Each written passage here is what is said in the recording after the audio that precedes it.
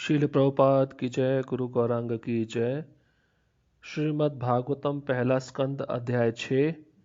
इस अध्याय का शीर्षक है नारद तथा व्यास देव का संवाद। श्लोक क्रमांक पहला। सूतुवाच एवं निशम्य भगवान देवर्षे जन्म कर्म च भूये पप्रच्छ तं ब्रह्मन् व्यासा सत्यवती सुतः। अनुवाद। सूत गोस्वामी ने कहा, हे ब्राह्मणों, इस तरह श्री नारद के जन्म तथा कार्यकलापों के विषय में सब कुछ सुन लेने के बाद ईश्वर के अवतार तथा सत्यवती के पुत्र श्री व्यासदेव ने इस प्रकार पूछा। तो यहाँ पर सूत गोस्वामी और शौनक आदि ऋषियों का संवाद पुनः आ गया है। तो सूत गोस्वामी शौनक आदि ऋषियों को कहते हैं, जब नारद जी ने अपने पूर्व चरित्र के बारे में व्यासदेव जी को बताया तो इतना सब सुन लेने के बाद जो व्यासदेव थे उनके मन में और इच्छा जागृत हुई नारद मुनि के पूर्व चरित्र को सुनने की कि उसके आगे क्या हुआ। तो तात्पर्य में प्रभुपाद जी बताते हैं,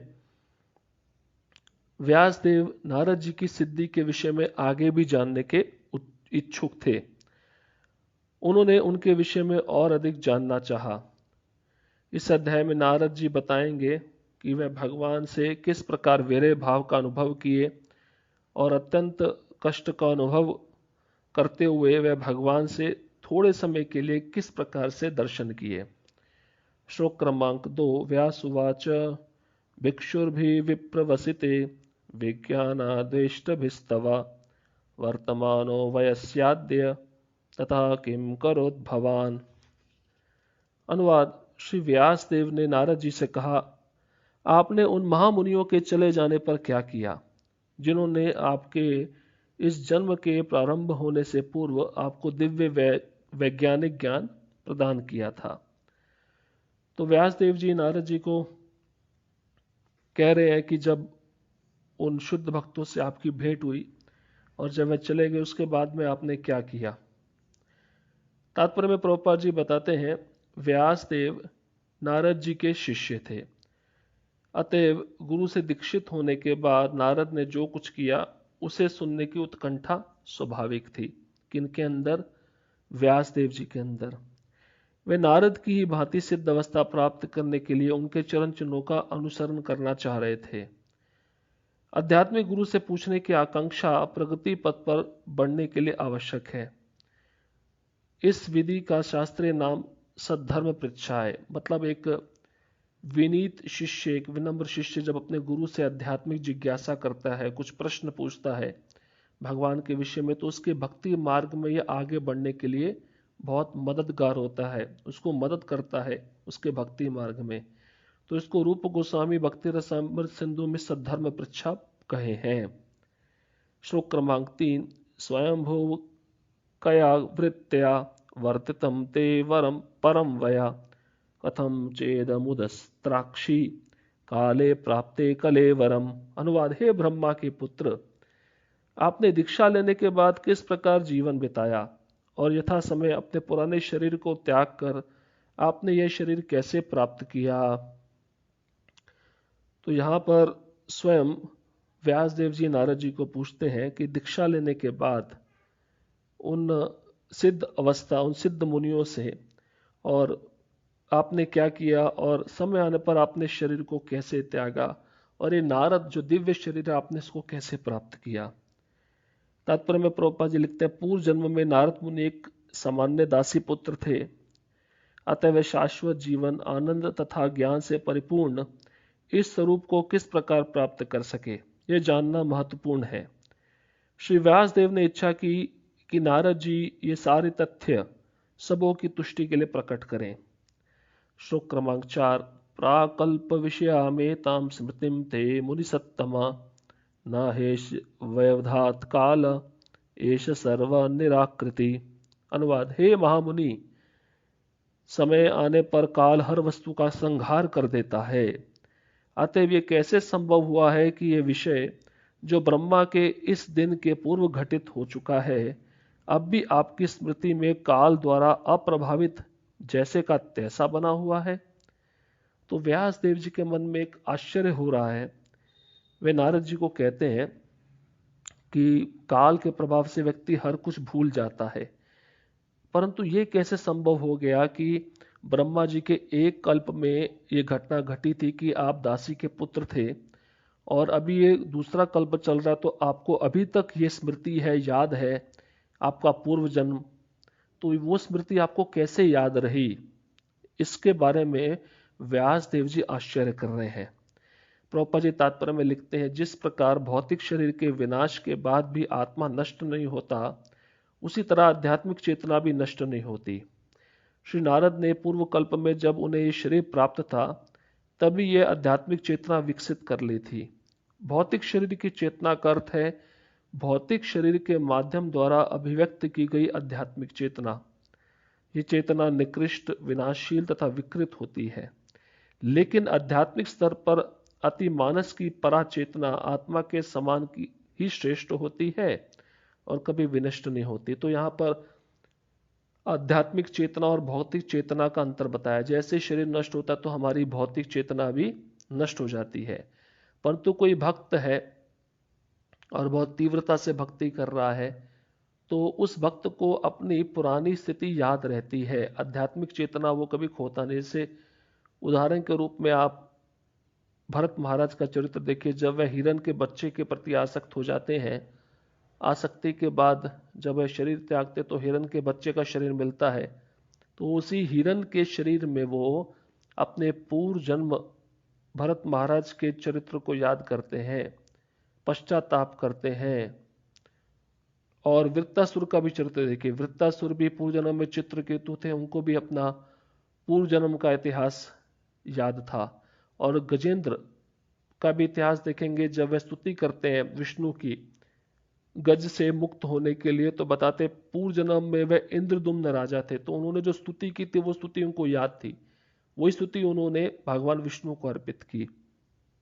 तो एक भक्त की जो आध्यात्मिक चेतना है वो कभी नष्ट नहीं होती है। तभी तो प्रभुपाद जी कहते हैं, जब भक्त अपनी भक्ति से च्युत हो जाता है तो आगे का जो जीवन है, अगला जो जीवन होता है, वो उसके आगे से भक्ति करना प्रारंभ करता है। श्लोक क्रमांक 5। नारद उवाच भिक्षुर्भि विप्रवसिते विज्ञानादेष्टभिर्ममा वर्तमानो वयस्याद्य तत एतद् कारशम। अनुवाद, श्री नारद मुनि ने कहा, जिन महर्षियों ने मुझे अध्यात्म का व्यवहारिक ज्ञान प्रदान किया था, वे अन्य स्थानों को चले गए और मुझे इस प्रकार से अपना जीवन बिताना पड़ा। अभी यहां से प्रारंभ होता है कि दीक्षा लेने के बाद नारद मुनि आगे का जीवन कैसे बिताए। तात्पर्य में प्रभुपाद जी बताते हैं, पूर्व जन्म में जब नारद जी को महर्षियों ने कृपा पूर्वक आध्यात्मिक ज्ञान प्रदान किया था तो उनके जीवन में प्रत्यक्ष परिवर्तन आया था। यद्यपि वे तब 5 वर्ष के बालक थे। प्रामाणिक गुरु से दीक्षा प्राप्त करने के बाद दिखाई देने वाला यह महत्वपूर्ण लक्षण है। भक्तों की वास्तविक संगति से जीवन में आध्यात्मिक अनुभूति के लिए तेजी से परिवर्तन आता है। नारद मुनि के पूर्व जीवन में ये कैसे घटा, इसका एक एक करके इस अध्याय में वर्णन किया जाएगा।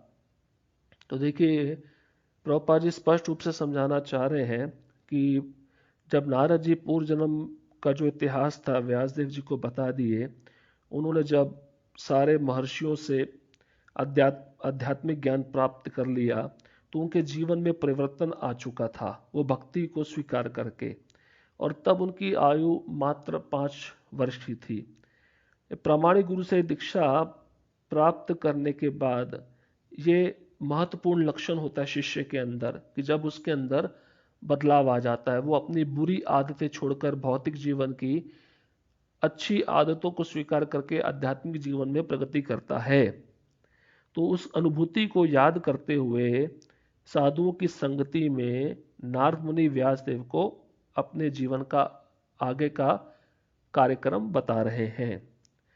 श्लोक क्रमांक 6। एकात्मजा में जननी योषिन मूढ़ा च किंकरी मय्यात्मजे अनन्यगतौ चक्रे स्नेहानुबंधनम। अनुवाद, मैं अपनी माता का इकलौता पुत्र था, वह न केवल भोली भाली स्त्री थी अपितु दासी भी थी। चूंकि मैं उसकी एकमात्र संतान था, अतः उसकी रक्षा का कोई अन्य साधन न था। अतः उसने मुझे अपने स्नेह पाश में बांध रखा था।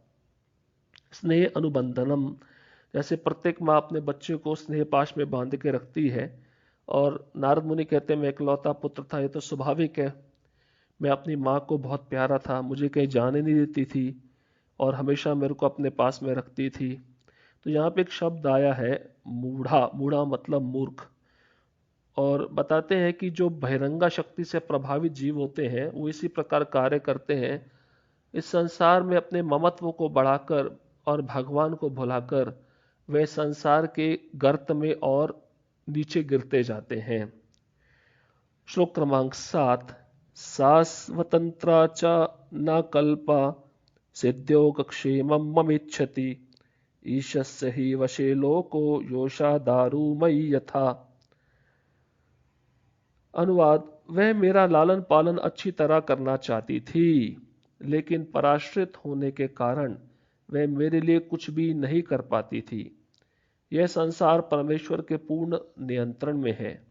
अतः प्रत्येक व्यक्ति कठपुतली नचाने वाले के हाथ में किसी काठ की गुड़िया के समान है। बहुत ही महत्वपूर्ण श्लोक।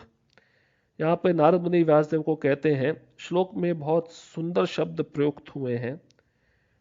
कहते हैं योग क्षेमम, इसका अर्थ है लालन पालन। तो मेरा लालन पालन बहुत अच्छे से करती थी। अस्वतंत्रता मतलब किसी दूसरों पर आश्रित थी।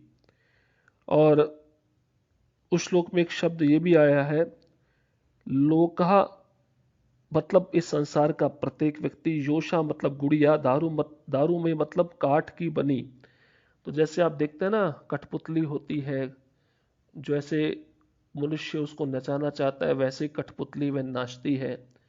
उसी तरह से यहाँ पर बता रहे हैं नारद मुनि व्यासदेव को कि मेरी माँ लालन पालन मेरा बहुत अच्छा करती थी, लेकिन दूसरों पे आश्रित होने के कारण वे मेरे लिए कुछ भी नहीं कर पाती थी।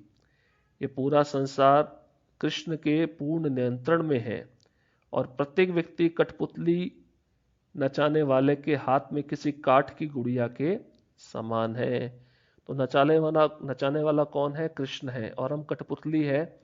हम उसके इशारे पर नाचते रहते हैं, हम स्वतंत्र नहीं हैं। श्लोक क्रमांक 8। अहम च तदह कुले ऊषिवांस्तदुपेक्षया दिग्देश कालावय यत्पुत्रो बालक पंचहायना। अनुवाद, जब मैं केवल 5 वर्ष का बालक था तो एक ब्राह्मण की पाठशाला में रहता था। मैं अपनी माता के स्नेह पर आश्रित था और मुझे विभिन्न क्षेत्रों का कोई अनुभव नहीं था। श्लोक क्रमांक 9। एकदा निर्गतां गेहा दुह्यन्तीं निशिगां पथि सर्पो अदशत् पदास्पृष्टः कृपणां कालचोदिता। अनुवाद, एक बार जब मेरी माँ बेचारी रात्रि के समय गाय दूहने जा रही थी तो परम काल से प्रेरित एक सर्प ने मेरी माता के पांव में डस लिया। देखिए एक शब्द है काल चोदिता, मतलब यहाँ पर नारद मुनि कहते हैं कि रात के समय मेरी माँ गाय का दोहन करने जा रही थी तो परम काल से प्रेरित, मतलब ये काल जो है कृष्ण के वश में रहता है, तो भगवान की आज्ञा के अनुसार ही वो सर्प आया और उसने नारद मुनि की मां को डस लिया और डसने के बाद उसकी मृत्यु हुई। और भगवान दिखाना चाहते थे कि अभी ये बालक कैसा आचरण करेगा, मेरे पे कैसे आश्रित रहेगा, क्योंकि आखिरी में इसका जो आश्रय इसकी माँ है, अभी वही माँ चली जाएगी तो ये मेरे पे कैसे आश्रित रहेगा।